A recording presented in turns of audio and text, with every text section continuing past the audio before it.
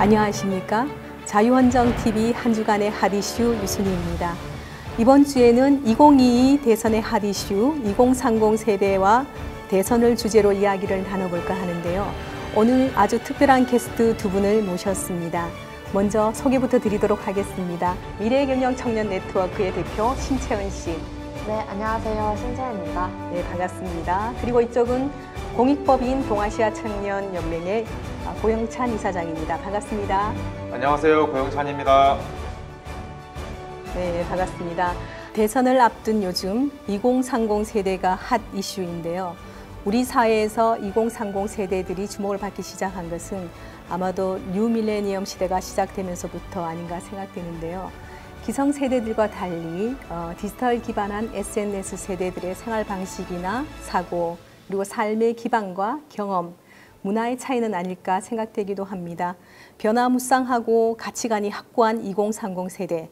최근 통계청 조사에 의하면 우리나라 20대 총인구는 661만 명, 그리고 30대는 662만 명, 전체 성인이 4,233만 명인 점을 감안하면 2030 세대는 전체 성인의 31%를 차지하고 있습니다. 그만큼 비중도 높고 또 영향도 크기 때문에 이번 대선에서 후보들이 가장 매력적으로 관심을 갖는 대상이 아닌가 생각되기도 합니다. 그래서 오늘 특별히 모신 두 분이 바로 20대, 30대를 대표하는 패널들입니다. 먼저 각자 자기소개부터 드리겠습니다. 고영찬 이사장님, 자기소개 좀 부탁드리겠습니다. 네, 안녕하세요. 먼저 구독자 여러분, 새해 복 많이 받으시길 바랍니다. 저는 올해 이제 29살이고요. 현재 서울 금천구에서 지방선거, 기초의원 선거를 준비를 하고 있습니다. 예, 이전에는 공익법인 이사장으로 활동을 하면서 사회공헌 사업으로 이렇게 동네 분들 그리고 우리 지역사회에 좀 어려운 계층을 돕기 위해서 일을 한 적이 있었고요. 또 그 전에는 기자로 또 현장의 목소리를 이제 전달하는 그런 역할을 한 적도 있었습니다. 네. 그 밖에도 국회에서 국회 보좌진으로 이제 활동을 하면서 뭐 입법 과정에 대해서도 배우고 또 사회 여러 각계 계층의 목소리를 담아서 입법에 이렇게 조금이라도 일조할 수 있도록 네, 그런 활동을 해왔었고요. 지금은 제가 직접 현실 정치에 뛰어들어서 네, 저희 주민들과 같이 호흡을 하고 함께 소통하면서 저희 동네를 좀 더 발전시키고 또 우리 가족, 이웃 모두 또 행복한 동네를 만들기 위해서 네, 한번 구의원으로서 활동해보고자 도전장을 내밀었습니다. 예쁘게 봐주시고요.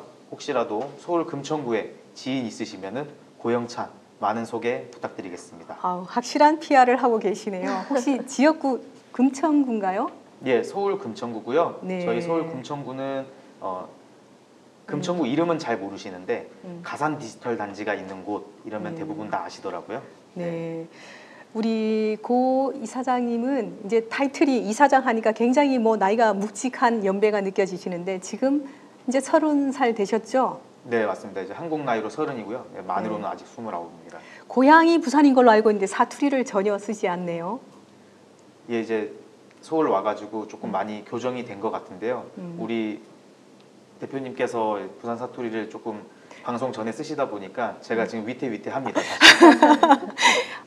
우리 고영찬 이사장님은 그 경험이 굉장히 다양하세요. 그 NGO 활동도 많이 하신 것 같고 경험을 두루두루 이렇게 쌓으셨던데 혹시 정치에 꿈을 두고 이렇게 스펙 관리를 하셨나요? 사실 그런 이야기를 많이 들었습니다. 근데 정치를 하기 위해서 이런 과정을 밟았던 건 아니고요. 처음에는 내가 조금 사회에서 도움이 될 만한 게 뭐가 있을까라고 생각을 해서 주변 친구들, 청년들과 함께 봉사활동을 해보자라는 게 사실 시작이었습니다. 네, 그러면서 내가 봉사활동으로는 사실 크게 기여하고 있는 것 같지가 않다. 우리가 조금 더 크게 기여를 할 수 있는 일을 찾아보자 라고 하다 보니 전국적으로 사람들과 함께 활동을 하게 되고 그러면서 이제 어떻게 보면은 법인체를 만들어서 이제 공익 활동을 하게 된 거고요. 네, 다른 뭐 기자업도 그렇고 뭐 국회에서 일을 해보는 것도 그렇고 사실 다른 분들에 비해서 경력이 짧을 수는 있지만은 또 그 속에서도 사실 많은 것을 배웠다고 저는 생각을 하고 있습니다. 네, 아무래도 봉사를 하다 보면 정치로 가는 길이 빨리 열리기도 한데 사실 이제 탄탄한 이런 NGO 활동이나 봉사를 기반으로 한 정치인들이 생명력이 좀 긴 것 같더라고요. 그리고 아무리 봉사도 좋지만 제도권 안으로 들어가서 하는 게 본인의 뜻을 이루는 데도 더 도움이 많이 될 거라 이렇게 생각이 됩니다. 잠시 후에 다시 얘기를 들어보도록 하고요. 그 옆에 앉아 계신 우리 신채연 대표님 본인 소개 좀 부탁드리겠습니다. 네, 안녕하십니까. 저는 미래경영 청년 네트워크 대표 신채은이라고 합니다. 저는 기존 제도권 학교를 다니고 있다가 1년 정도 청소년 시절에 자신의 꿈을 찾는 대안학교를 다니게 되었고, 그 대안학교에서 우리나라의 교육과 이 대안학교의 교육, 이 둘 중에 교육의 문제점을 해결할 수 있는 방향성이 무엇이 있을까라는 고민을 청소년 시기 때부터 해왔습니다. 그래서 이러한 고민들을 갖고 있는 여러 청년들을 함께 모았고, 그 청년들과 사회에서 좀 더 세상을 이롭게 할 수 있는 프로젝트를 진행하고 있는 미래경영 청년 네트워크를 만들었습니다. 그래서 그 청년 네트워크를 이끌어가고 있는 중이고요. 앞으로 더 많은 활동들을 기대해 주시기를 부탁드립니다. 네, 우리 신채은 대표님은 지금 25세인가요? 네, 맞습니다. 벌써 고등학교 시절부터 미래의 꿈을 설계하고 차근차근 준비를 하고 계신 걸로 알고 있는데요. 네. 벤자민 인성영재학교 거기를 나온 걸로 알고 있어요. 근데 네, 벤자민 맞습니다. 인성영재학교라는 곳이 어떤 곳이죠? 벤자민 인성영재학교는 다른 일반 학교와 정말 많은 차이점이 있는데요. 첫 번째로 자신의 꿈을 찾기 위해 1년 동안 프로젝트를 해나가야 하는 학교입니다. 그 프로젝트는 자신이 정하고요. 그리고 그 프로젝트를 도와주기 위한 1000명의 멘토분이 계십니다.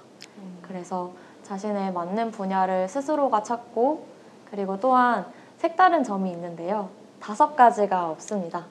학교라는 건물이 없고, 그리고 교실이 없고, 시간표가 없고, 시험과 과제가 없는 학교입니다. 그래서 온전히 자기 자신을 바라보고 스스로에게 질문을 하고 도전할 수 있는 학교입니다.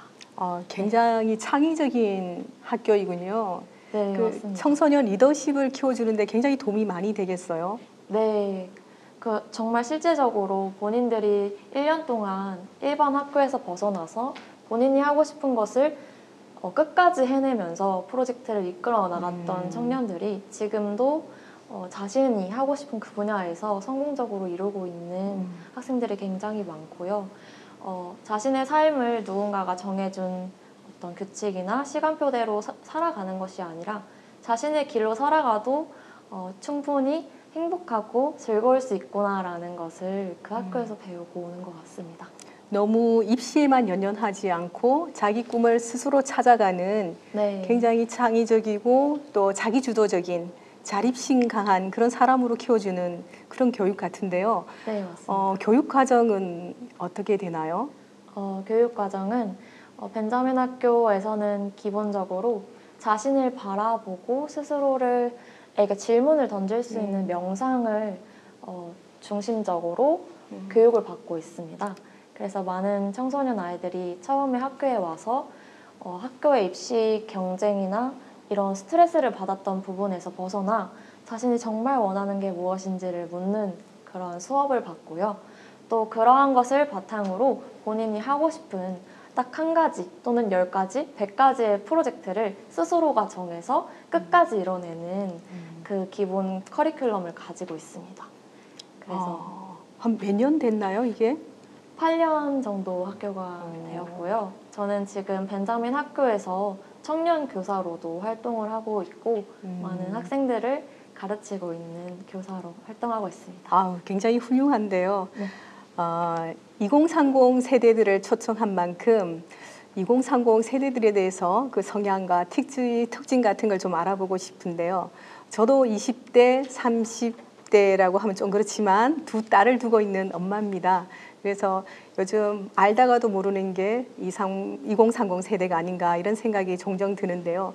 너무 저희들 방식대로 라떼, 나는 이랬었는데 너희들도 이렇게 해라 하는 식의 라떼식의 과거를 들먹이면서 뭐 훈계한다거나 그런 것들을 굉장히 좀 싫어하는 것 같은데 이런 걸 좀 고리따분하게 생각하지 않는가라는 생각이 들어요. 좀 개성도 굉장히 강한 것 같고 그런 반면에 책은 잘 읽지도 않은 것 같은데 아는 게 너무 많고 상식이 풍부하죠. 이게 정보 검색을 통해서 아마 SNS 세대고 이런 세대들이라 보니까 아마 그런 쪽이 굉장히 밝은 것 같은데 사실상 뭐 종이신문을 펼치거나 TV 뉴스를 통해서 소식을 접하던 우리들 세대와는 좀 전혀 다른 것 같아요. 그 혹시 두 분이 2030 세대니까 여쭤보고 싶은데 가장 싫어하는 꼰대 멘트가 어떤 게 있을까요? 저는 그 지금 출마를 준비하고 있다 보니까 네. 사실 여러분들을 만나게 되면은 이제 제 이야기를 좀 많이 하게 되거든요. 그럴 때일수록 사실 단골 멘트가 다른 이야기를 듣다가 들으시면은 이제 공감을 해주시는데 나이를 말씀드리면은 좀 깜짝 놀라세요. 네, 근데 그러면서 이제 아직 한창이네, 기회가 많다.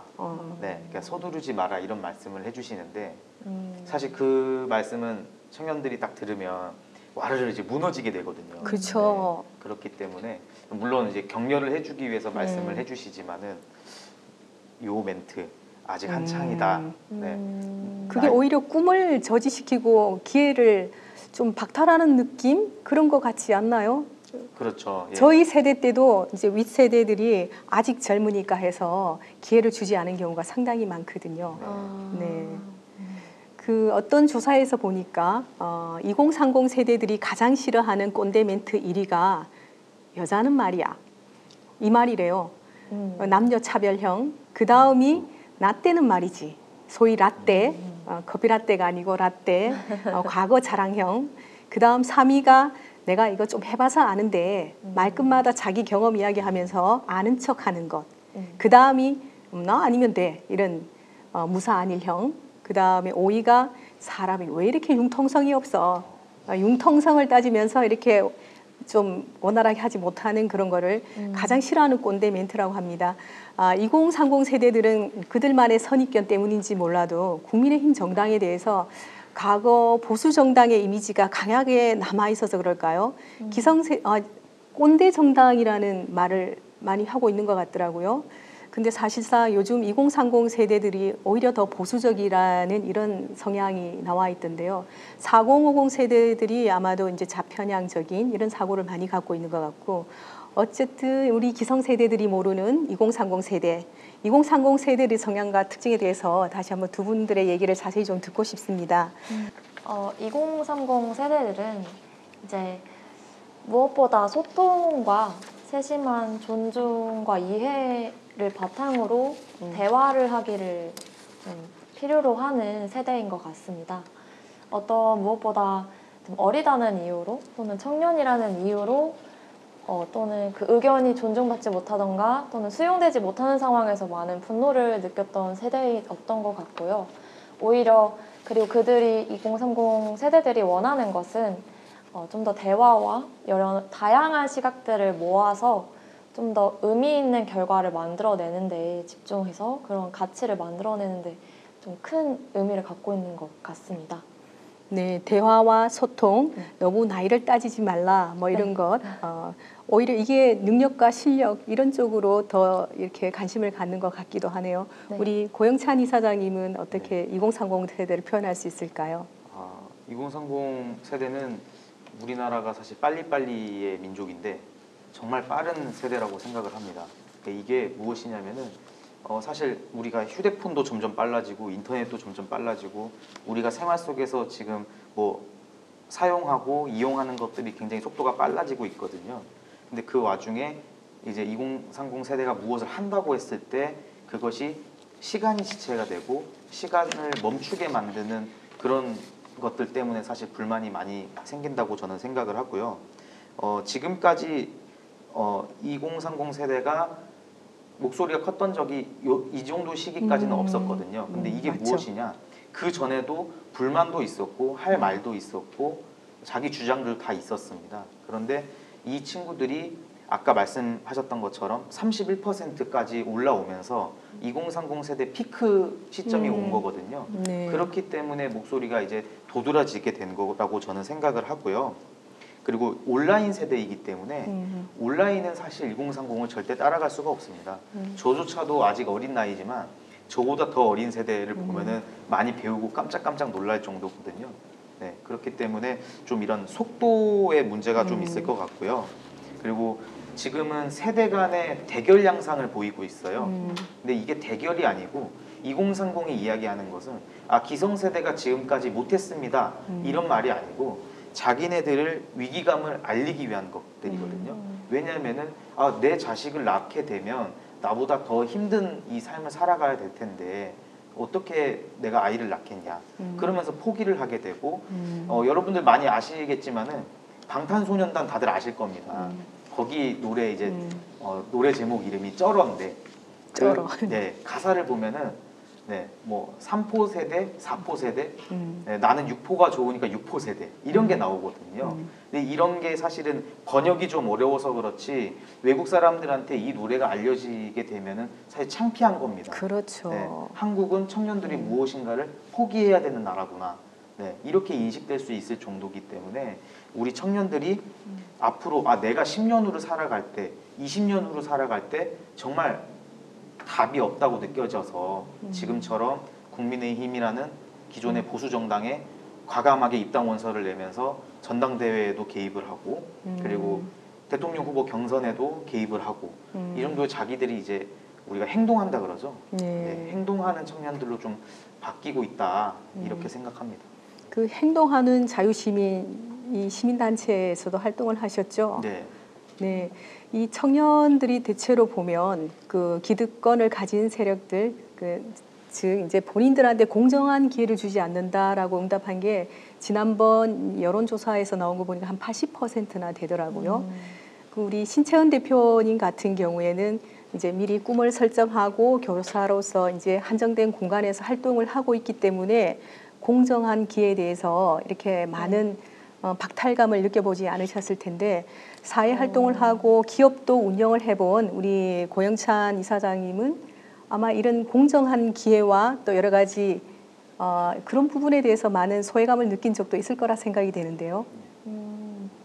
저 또한 교사로 활동을 하고 있지만 사실 저희 학생들도 그리고 제가 밟아왔던 교육 과정에 있어서도 제도권 바깥에서 공부를 하고 있는 학생들에게 균등한 기회가 오지 않는 것은 사실이긴 합니다. 네. 그리고 또한 저희가 대안학교이다 보고 또 같은 교육 시스템으로 이루어지지 않고 계속 사회와 부딪혀야 하는 부분이 있기 때문에 더 저희들의 그렇죠. 청년들, 미래경영 청년 네트워크는 사회에 목소리를 더 많이 내고 싶고 그리고 환경이나 교육, 역사, 다양한 분야에서 저희의 목소리를 내는 것이 이제 주 프로젝트이기 때문에 어른분들과 그 위에 있는 기득권에 계시는 분들에게 저의 의견을 전달할 때 많은 막막함이 느껴지는 순간도 있었던 것 같습니다. 그렇죠. 막상 사회로 나오게 되면 제도권 밖에서 교육을 받거나 또 스스로 공부를 한 그런 사람들에 대해서 차별적 관행들이 있을 거란 말이죠. 예를 들면 우리가 법적으로는 채용에 있어서 여러 가지 부분에 차별적인 관행들을 법으로 금지하고 있습니다. 차별금지법에 의해서. 그렇지만 이제 사실상 우리 사회가 편견에 대한 인식이 아직 사라지진 않았지 않습니까? 그런 인식의 벽을 무너뜨리는데 우리 신채은 대표님 같은 분들이 많은 역할을 해야 될 걸로 생각됩니다. 네. 그렇죠. 저희 대안학교를 나온 학교 밖 청소년이라고 불리는 많은 지금 청년이 된 청년들도 바깥에서 다른 그 대학교도 대안학교, 대학교도 있는 상황이거든요. 그래서 그런 대학교를 다니고 있는 청년들에게도 또한 낼 수 있는 목소리가 굉장히 다양하고 그 밖에 이제 청년들이 청년으로서 2030 청년으로서 그 정부에게 원하는 목소리도 정말 다양하다고 생각이 듭니다. 일자리 문제나 또는 주거 문제 관련해서도 마찬가지라고 생각을 하고요. 네, 조금 있다가 그 부분에 대해서 한번 이야기를 나눠볼 테고요. 아무래도 지금은 대선 전국이다 보니까 온통 매스컴에서는 대선과 관련된 소식들이 쏟아져 나오고 있고 또 후보들 이야기로 도배를 하고 있는데 이번 대선에서는 어느 후보가 2030 세대들의 표를 더 많이 받느냐에 따라서 당락이 좌우된다고 해도 과언이 아닌데요. 그래서 그런지 이례적으로 또 최근 2030 세대들만을 대상으로 대선 후보 여론조사를 따로 실시하기도 했다고 합니다.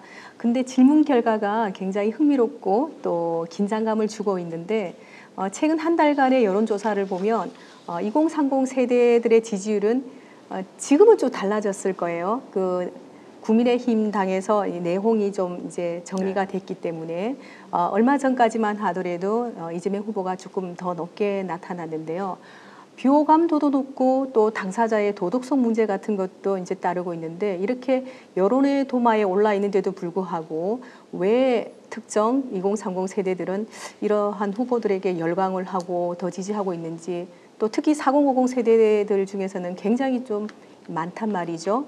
두 분께서는 어떻게 보시는지요? 이런 현상에 대해서. 고영찬 이사장부터 네. 먼저 말씀하시죠.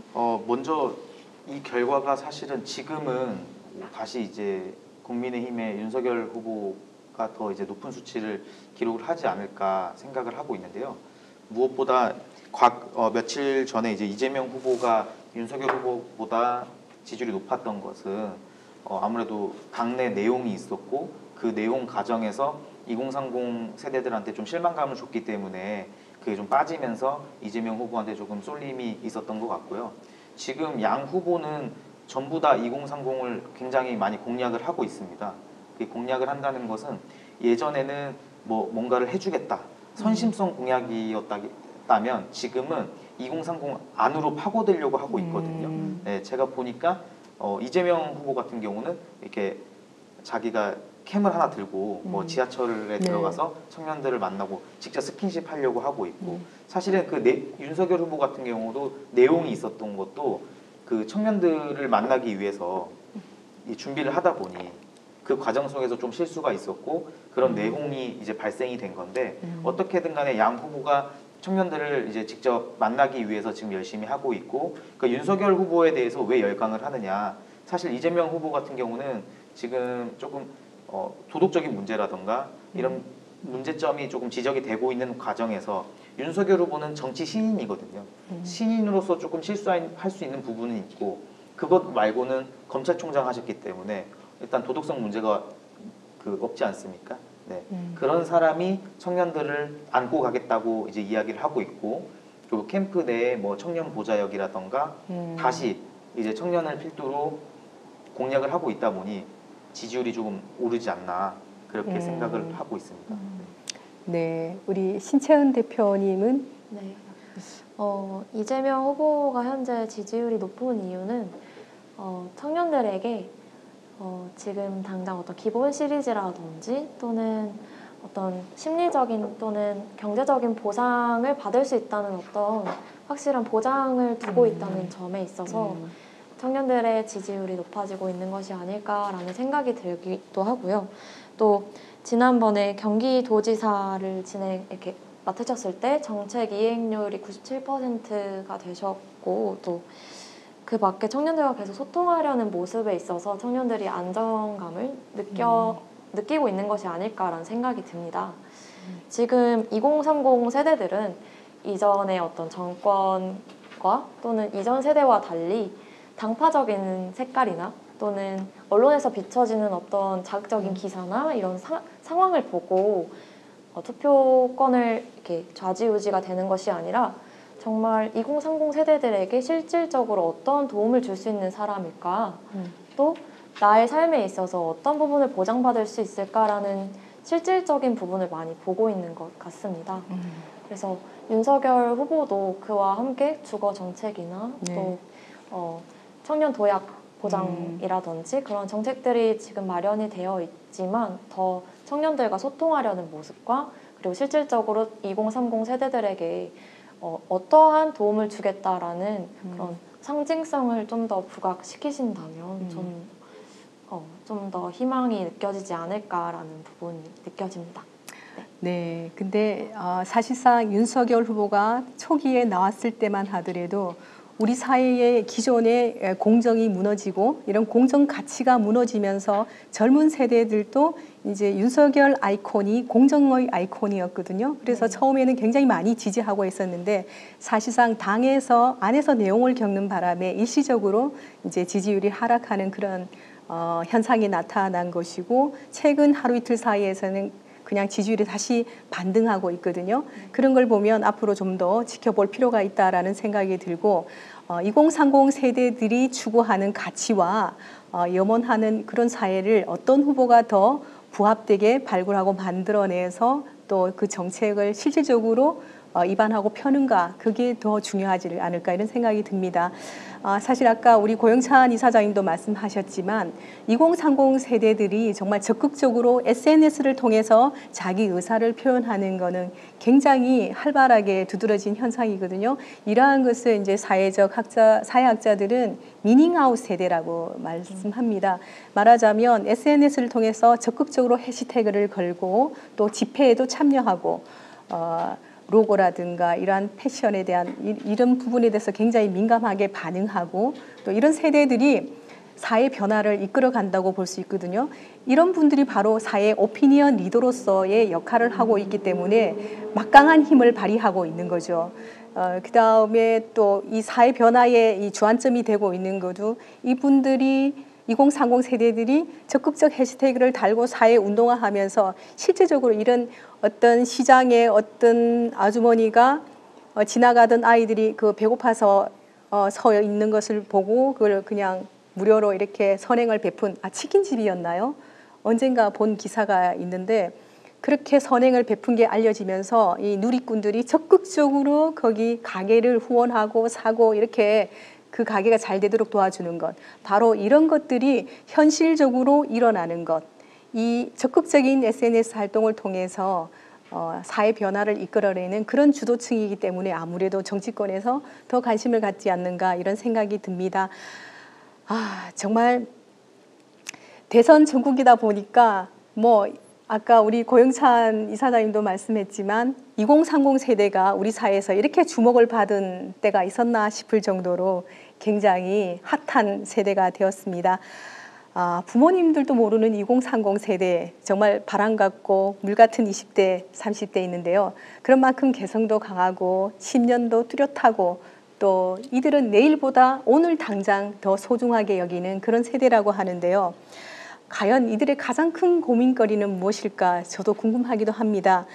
지금은 인구 절벽의 시대인데 지난해 우리나라 합계 출산율이 0.81명, 가임기 여성들이 낳을 수 있는 출산율을 말하는데요. 이 합계 출산율이 0.81명이라는 것은 한 명도 안 된다는 얘기지 않습니까? 그리고 서울시가 이미 0.64명이고 부산이 2위로 0.75명입니다. 그 정도로 인구 절벽이 굉장히 심각한데 여기엔 많은 사회 경제적 문제와 또 만혼, 개인의 삶을 비롯한 이 삶의 가치관의 변화에 같은 이러한 다양한 이유들이 혼재되어 있을 거라고 봅니다. 부동산 문제라든가 취업 문제 그리고 이 시대 청년들이 떠안고 살아가는 많은 삶의 문제들이 발목을 잡고 있기 때문에 그런 건 아닌가 생각되기도 합니다. 2030 세대들이 가장 희망하는 정책 그리고 희망하는 정치는 어떤 정치일까요? 두 분에게 한번 여쭤보도록 하겠습니다. 고영찬 이사장님부터 먼저 부탁합니다. 네, 하도 지금 청년 문제가 많다 보니까 사실 제가 지금 2030을 대표해서 앉아있는 입장으로서 뭐 하나를 꼭 찍기가 굉장히 어렵습니다. 그래서 제가 말씀드리고 싶은 거는 청년들이 꿈을 이룰 수 있게 하는 후보, 꿈을 꿀 수 있게 하는 후보가 대통령이 됐으면 좋겠습니다. 이게 무엇이냐면 아까 우리 대표님께서도 인구 절벽이라고 말씀하셨지만 지금 인구 절벽이 다가오는 시점에서 2030 피크 시기를 제대로 이 문제를 해결하지 못할 경우에는 앞으로는 저는 절벽도 없다고 생각을 합니다. 우리나라의 위기는 계속될 거라고 생각을 합니다. 그렇기 때문에 일자리 문제, 주거 문제, 크게 말씀드려서 복지 문제, 교육 문제 이런 다양한 청년들의 문제들을 정말 세심하게 해결해 줄 수 있는 대통령이 저는 나왔으면 하는 바람입니다. 네, 우리 신 대표님. 저도 고영찬 음. 네, 고영찬 이사장. 네, 고영찬 이사장님과 같은 생각으로 청년들이 꿈을 마음껏 꿀 수 있는 그런 사회를 원하고 있는 하나의 같은 청년으로서 좀 공감이 되었는데요. 하지만 저 또한 이제 대안학교를 나오고 또 일반 학교와 달리 저만의 그 꿈을 어렸을 때부터 찾았던 청년으로서 많은 주변의 청년들을 바라보았을 때 결국 청년들이 하는 가장 큰 말은 의식주의 문제 해결이었던 것 같습니다.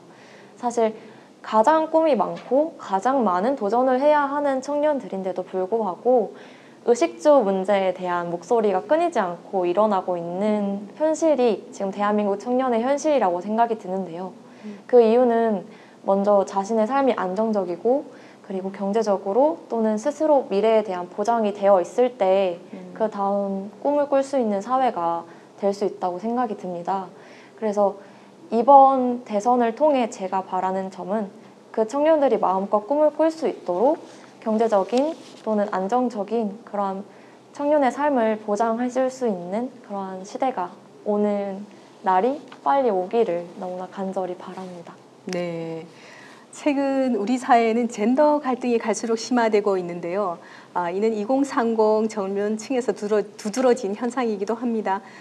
이대남을 인식한 윤석열 후보는 얼마 전에 페북에서 많은 의미가 담긴 여성가족부 폐지 7글자를 올려서 관심을 끌었는데 이재명 후보 같은 경우는 페미들을 의식해서 여성단체를 또 찾기도 했습니다.